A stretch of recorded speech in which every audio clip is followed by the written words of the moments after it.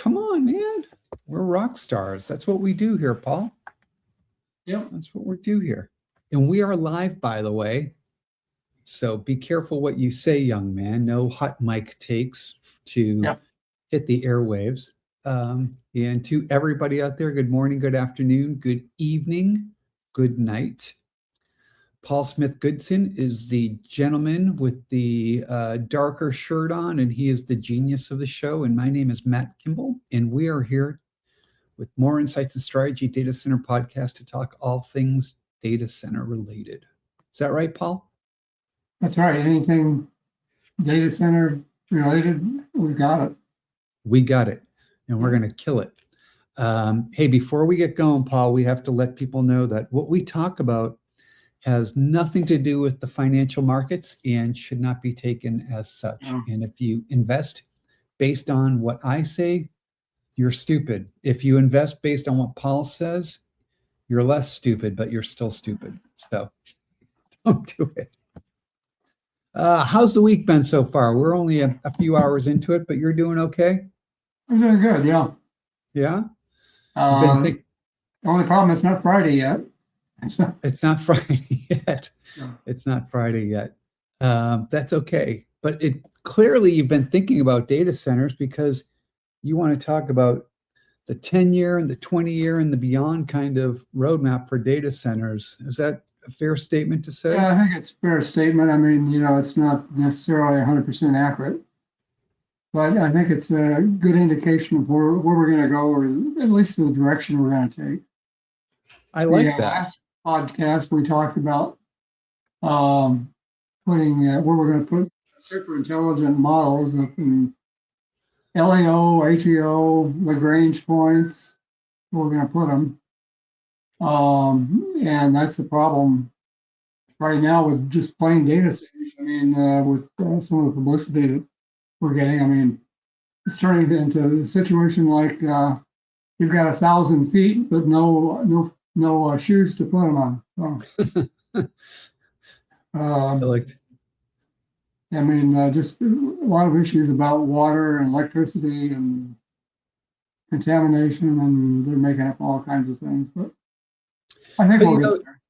It's interesting though, because we saw a few weeks ago, New York put a moratorium on, or pause, I should say, on moratorium's a pause, I guess, on new data center build-outs.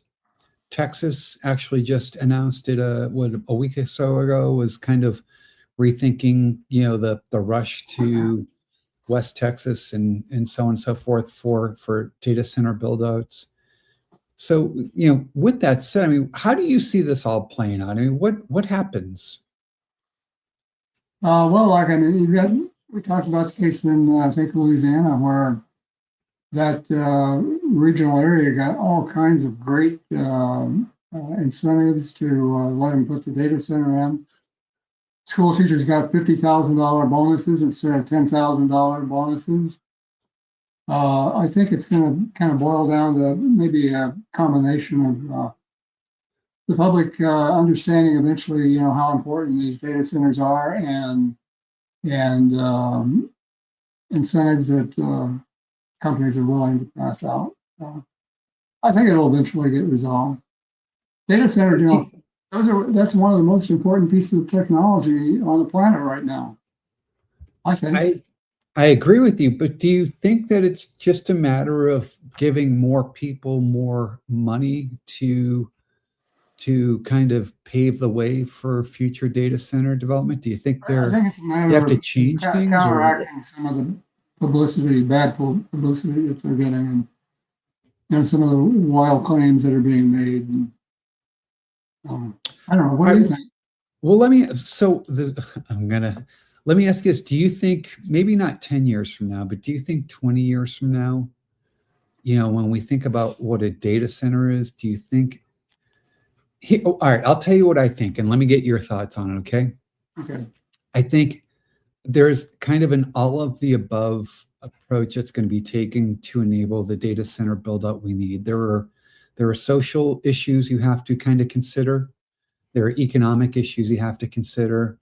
they're environmental. And I don't mean like, we need to go green environmental, but, there is a cap on natural resources available. So there have to be ways to better power and sustain these data centers without having a major impact on that town or that area. And then there's the kind of concentration of everything in one place. So I think there's going to be an all of the above. I think nuclear is going to come online. We're going to see that happening. I think the data centers in space, as science fiction as it sounds today, I think it's going to eventually take root. It's not going to be what people think. This is not a Microsoft data center, kind of orbiting the Earth. This is much different, right? It's a collection of smaller data centers connected that are orbiting. And I think maybe to some degree there is a change to how we think about the physical construct of a data center today, say 20 years from now. Maybe it's not a single big data center. Maybe it's a collection of smaller micro data centers that are connected, because we're going to figure out this bandwidth issue, and we're figuring it out more and more, right, through optical connectivity. But maybe we see lots more smaller data centers that are being connected across a region, across a country, across the globe to deliver that aggregate performance, but not at a 5 gigawatt, 10 gigawatt power envelope per campus. I think there are a lot of different kind of ways we're going to attack this, and what we're seeing is the beginning of that kind of inflection where people are going, wait a minute, if you scale this out, we're saying we need a gigawatt today, maybe 2 gigawatts today, maybe 3 gigawatts today.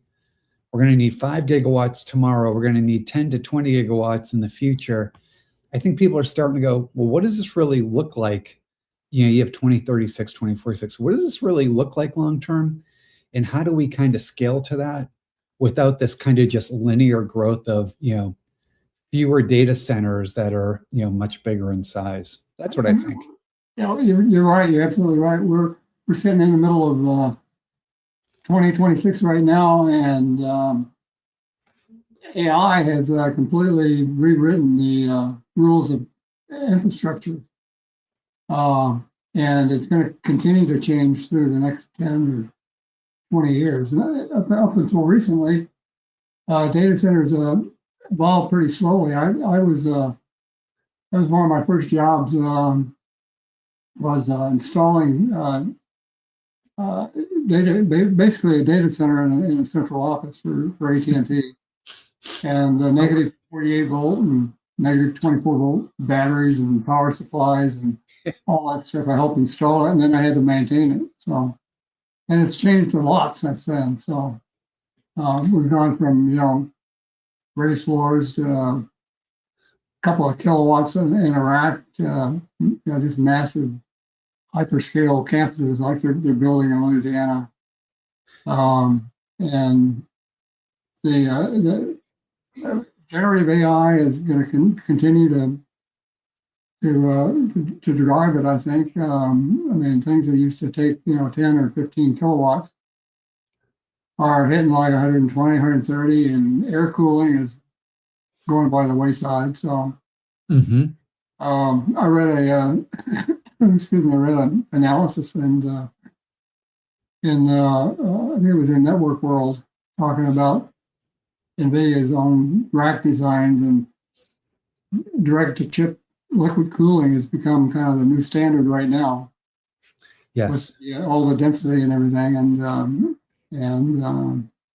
where it used to be air, and it's gone past 50, 100 kilowatts. So that's where we're at today. I mean, not to go off on a different topic, but that's an interesting play that you're talking about in an interesting angle, because it speaks to something else too. And two things I'd like to get your thoughts on. One is, do you think, given you are right in that, from the days that you started kind of data center design to today, it's changed a lot. But really, if you look at it kind of over the years, over the decades, it's been fairly incremental, right? more power, but still kind of the same motions. It feels like AI in whatever, by the way, there are going to be things that follow AI, and quantum is one of them. But what follows AI, what AI and what follows it is having us to rethink how we design and deploy data centers. Yeah. So back when you were designing a data center, and today, the lifespan of that data center is 25 years or so, right? 20 to 25 years. That's how we measure, and we kind of what's the word I'm looking for? We kind of think about the economic impact over the life of a data center. It's about 25 years. That's going to change, and it's going to change considerably with AI. Do we start thinking about data center development and construction in smaller, more agile chunks? Maybe we go from 25 to 10 or 25 to 5, and they're more kind of temporary in how we think about the construction of them, because we know it's such a fluid thing. And does that cause us to think smaller and more agile? I'm kind of curious kind of how you think about that. Well, I know that one thing, I mean, we're seeing rack densities changing right now as we're sitting here talking about. I mean, they're going to keep climbing. My dog is. That's okay. Sorry. Anyway, the rack densities are going to keep climbing, and we're going to. Excuse me, just a minute. Let me. Yeah. I love dogs. I do too. I love mine too. We've got 3 of them now. Oh. Yeah, too many dachshunds and the cocker. Oh, I love spaniels. They're such smart. Yeah, smart. they really are. Independent too.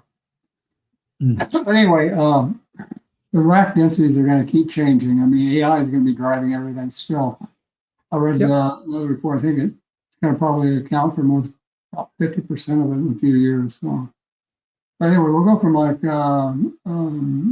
200 to 500 kilowatt racks. Well, that's where it gets me thinking. Like, so that changes a lot of things in the data center, right? It changes the power that's coming in, how you step transform that down into and what you feed in. We've got a couple things. Cooling, going to be almost all liquid eventually. Direct to chip is going to be a standard. Yep. The two-phase and full immersion systems are going to handle really hot loads. Yep. It's going to be designed, liquid first from the ground up. So, I mean, that's going to take care of some of this stuff, I think. And the architecture, our architecture is going to change too. I mean, the industry is looking at. Have you heard of the what it's called? It's a consortium, but anyway, they've got an 800 volt DC power architecture that NVIDIA supports and all of them support. So that's going to change. That's going to reduce a lot of the convection losses. But when you start thinking about that, the impact, the physical construction of that data center is radically different than what's sitting out there today. And that's I feel like that's going to continue to evolve. When quantum becomes mainstream and you want to deploy that in a data center, well, what are the requirements around deploying a quantum environment, right? Again, it's considerably different. So all of this leads to do you still think about the life of a data center being 25 years, or do you kind of compress that down and think about? I think we're going to build them so that we can morph them as it changes. I mean, look at right now we've got grid power, and eventually we're going to have on-site generation of power. And that's going to be natural gas maybe, and nuclear, modular power supplies that they're building. So there's a lot there. It's super interesting, and it changes the whole how you manage a data center, how you construct it. But by the way, there's also for the legacy, it's great that NVIDIA says we think of direct to chip, and then the two-phase and single phase immersion cooling as being kind of first order design principle for data centers. That's great, but you have a lot of properties out there now that don't support those capabilities and aren't going to support without major retrofits. Yeah, yeah, that's going to come, I think. So, and by the way, that two-phase stuff, if you really want to support two-phase, the tanks that you use to support those aren't going to be supported in a lot of standard data centers today. Number one, they're too big to fit in. Number two, the weight density is there's a lot. It's interesting. And I saw a forecast by I think it was Data Center Dynamics. Anyway, they said that by 2035, data center capacity is going to reach a couple of hundred gigawatts by 2035.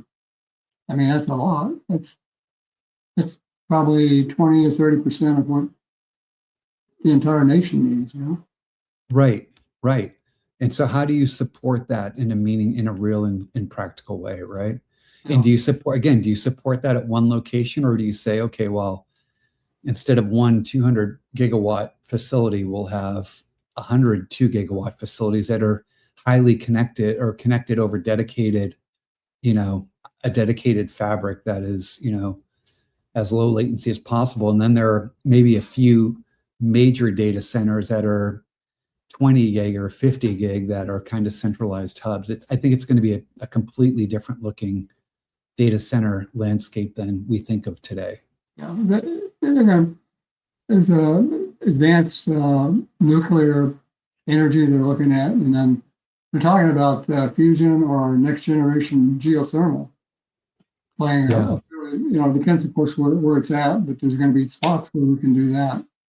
Yeah. And eventually, I mean, they've talked about having a surplus of power and using that surplus of power, heat or water or whatever, to pump back into the community. So that's going to help.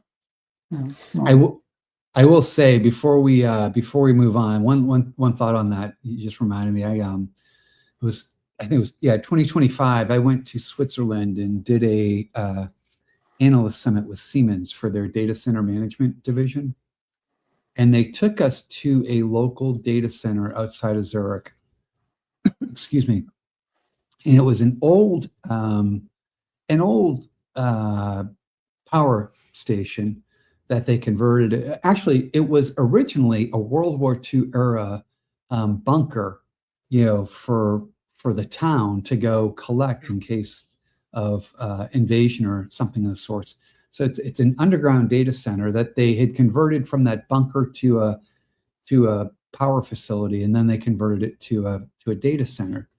And they have built into it distribution back into the community. So the excess heat in the hot water that's generated, the warm water that's generated, gets moved out into the community to provide heat and not clean hot water, but gray hot water or warm water for use. It's such an advanced way of looking at things. And, while I don't fully subscribe to the, let's stop progress on technology for the sake of sustainability. It's neat to see how they're innovating to kind of bring the two together. Yeah. And I think, we're going to have to do that. Yeah. It's good stuff.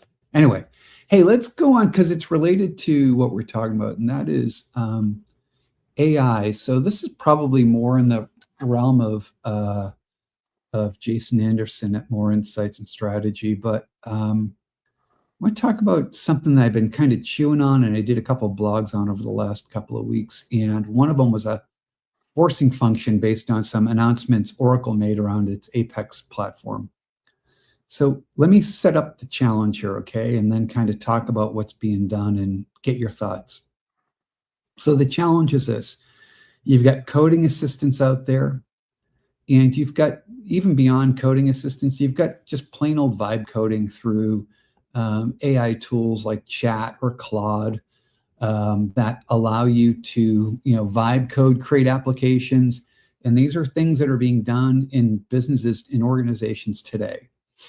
So Whereas in the past, if you, Paul Smith, or if I, Matt Kimball, was a marketing guy and I needed some new application developed to help track, the effectiveness of my campaigns, I would go to Paul Smith Goodson. I would ask you to write that. You would write an application, probably a 3-tiered application that took into account all of the things that the company cares about: privacy, security, performance, resource utilization, so on and so forth, and also met my needs, right, around kind of what I'm looking for. Well, with AI, I don't have to do that anymore. I can do it myself, and that's great. But that model addresses kind of, if you look at application development lifecycle as a full continuum, that vibe coding or that coding assistant allows me to do about 10% of that, right? It allows me to build that application quickly. All of the underlying data that, or all the underlying functions kind of in runtime, the security, the governance, that's not necessarily accounted for, right? That's part one. Part two is where you run that. Do you run it on this server or do you run it on that server? That might be, better fit for it, but I don't realize that because I'm not a developer. Those things don't get answered. And so there are a couple of things going on. The first is something called application, or it's a platform engineering framework 2.0. And it's something that the platform engineering community has put together, and VMware from Broadcom has been contributing to pretty considerably. And that puts in place a lot of the underlying constructs that have to be considered around developing applications in the era of AI.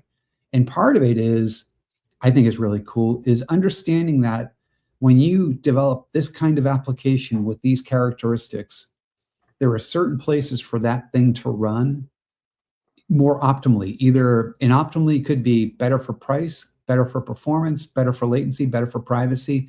Optimum can mean multiple things, right? But you have the ability to define what optimum is for you.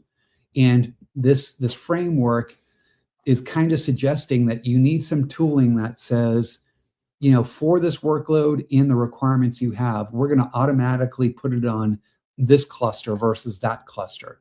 If it's, a coding assistant, it runs over here. If it's a chatbot, it runs over there. And it kind of takes all of those characteristics into performance. That's really cool. Part two to that is Oracle just released Apex 26.1. It's a low-code app generator. And it has something in there called Apex Lang, which is really kind of the element to this, or what's been most recently released. And what Apex is doing in general is it's saying, look, we understand that the number of folks that are developing applications is going to change. And by the way, in Oracle environments, that underlying data structure is really well defined through Oracle databases, right? And so what Apex is doing is it's saying it's treating that application layer as kind of like a meta layer. And your runtime, all of the dependencies, all of the requirements around security, so on and so forth, those all sit in runtime. And so Apex is interpreting all of this stuff that you're developing from an application perspective, turning it into SQL, turning it into code, and then running it against the Oracle database, right? So it's bringing AI closer to the Oracle database. It's allowing you to use those coding tools and assistants, whether it's Apex, whether it's OpenAI, whether it's Claude Code, right? It's letting you use those, but it's not allowing the application to change the runtime variables in environment that would introduce risk into the environment, either for security or performance or so on and so forth.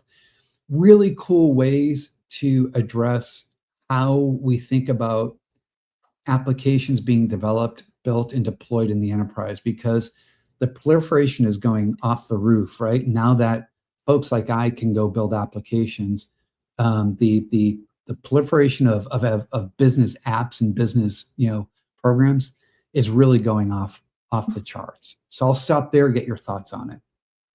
Yeah, I read a little bit about Apex 26.1. It solves the life cycle maintenance burden, I think, doesn't it? It sure does. Yeah. Well, if you could stop there for a second, Paul, that's a good point, because I can write an application and be gone next year. The year after that, you need to upgrade that. Well, Matt's gone. How do you do that, right? Yeah. That's what Apex allows you to change that meta level stuff without disrupting all the business logic underneath. Yes, go ahead. Sorry. Yeah. So in some way, you're really trading generated code for regular runtime, right? Yep. Correct.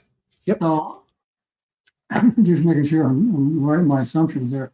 So you're swapping code maintenance debt for something really deep in terms of permanent databases, and you're kind of locking things in on that.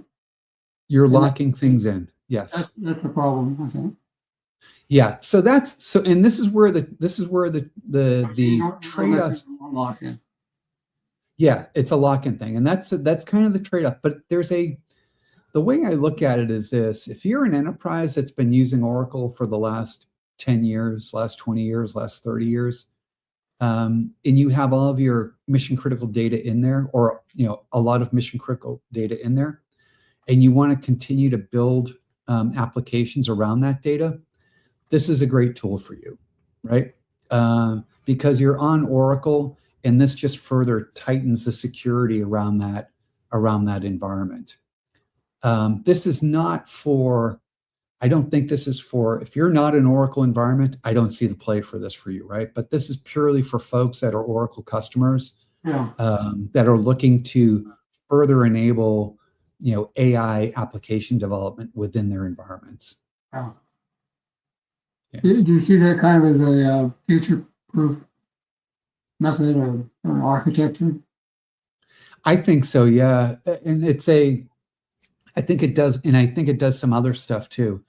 I think it, going back to the original, you have with AI, you are turning regular folks that might be smart into application developers. But they're application developers that don't understand application architectures, and they're application developers that don't understand kind of the core concepts of computer science. So when you have these folks stepping in and developing applications, they don't necessarily have that deeper understanding of what that environment looks like and how they have to architect for that environment. This allows them to have that freedom without breaking everything underneath it. Yeah. We're getting so dependent on AI. In fact, we are almost totally dependent on from a software standpoint. Yes, we are. Some of the companies, it does 100% of the software work for them. To me, it's amazing what you can do. I mean, it's absolutely fascinating what we can do with AI today, and it's only getting better and better. Yeah. Yeah. Anyway, I thought it was kind of cool. I really like what I like. And for those that are watching at home, there are a couple of notes, links that'll be in the show notes around these. But I love how platform engineering is evolving. It's going in the right direction. I think there's a lot of depth to be added to that, to account for the increase in silicon that's going to be sitting in the enterprise. Love what they're doing, and I really like what Oracle is doing. Oracle is saying, if you're an Oracle customer and you need AI and you're using AI for application development, this is a must-have for you. And what they're saying is, you don't have to use Apex. You can use Codex from OpenAI. You can use Claude Code, and still write into Apex as your source to develop your applications. But if you're an Oracle customer, you got to look at this Apex 26.1. It is completely free, and it absolutely fully enables that citizen developer without compromising anything below or anything at the infrastructure level. So, yeah. Let me ask a question with Apex. You can use third-party agents on it, right? Like Cloud. Yes. Yeah. Okay. Yeah. Uh, Yeah. Right now, they publicly talked about Codex, and they've talked about Claude Code. Yeah. And I think it's because those are the super popular agents out there.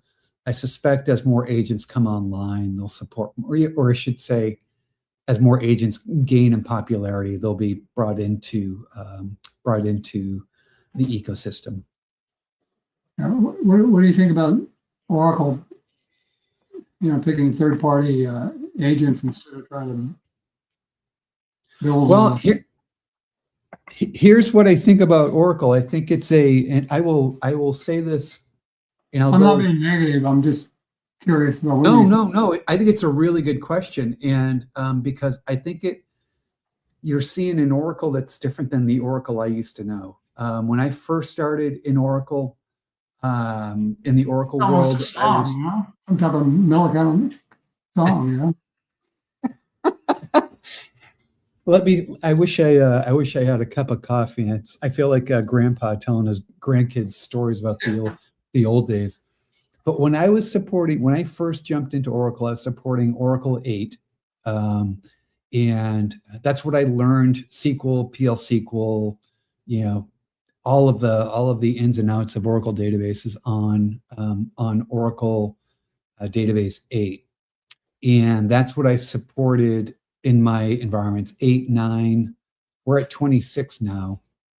And when I first started using Oracle, it was a company that delivered a lot of value to the enterprise, understood it delivered a lot of value to the enterprise, and extracted what it considered to be fair pay for that value, right? And it wanted everybody locked into Oracle as much as it possibly could. And so the company did many things to assure that when you were in Oracle, you would stay in Oracle. I think what you've seen over the last 10 years or so from the company is a company that has realized that it plays in a bigger environment, in a bigger ecosystem now. So you've seen an opening. You saw it with OCI, right? When it developed the second generation of OCI, it was a focus on cloud first and openness.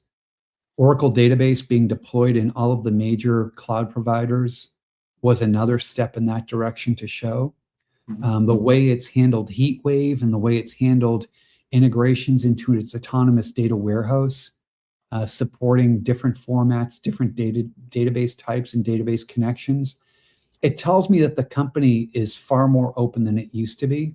And it realizes that if it does that, it's going to be okay. The company will be okay because there's a gravity in every enterprise around that Oracle data, right? I mean, if I am a Fortune 500, there is a very good chance a large portion of my mission and business critical data is sitting in an Oracle environment, and it's going to sit there. And I think the company realizes it's okay, and it's actually to its benefit to be more open and to support third-party agents, support third-party applications.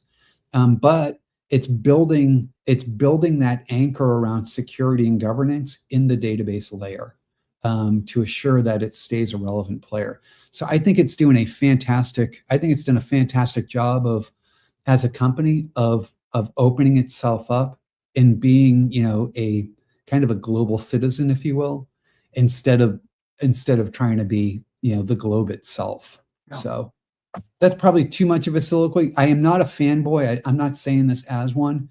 It's just when you see transformations like this, it's fascinating. You saw Microsoft do it, right? When, it pushed and pushed and pushed for Windows Server to be in on every server and every data center, and it pulled back and embraced Linux. Azure is about as open as you can get. You see companies make these transformations and come out bigger and stronger on the other side. I think Oracle is an example of a successful use case in that. Yeah, I agree. So anyway, I'll shut up, Paul. I'm sorry. No, go right ahead. I think, some people may be wondering, like, we've got ChatGPT, Claude, Gemini, different ones. They make it easy for people in marketing or finance, vibe code something or work something up over a weekend. Why can't they just rely on that instead of something like Oracle? But they do, right? So you can vibe code that, and that's what Oracle's saying is go ahead and vibe code on Codex or ChatGPT, right? Instead of using Oracle, why not just use ChatGPT or something to cook something out?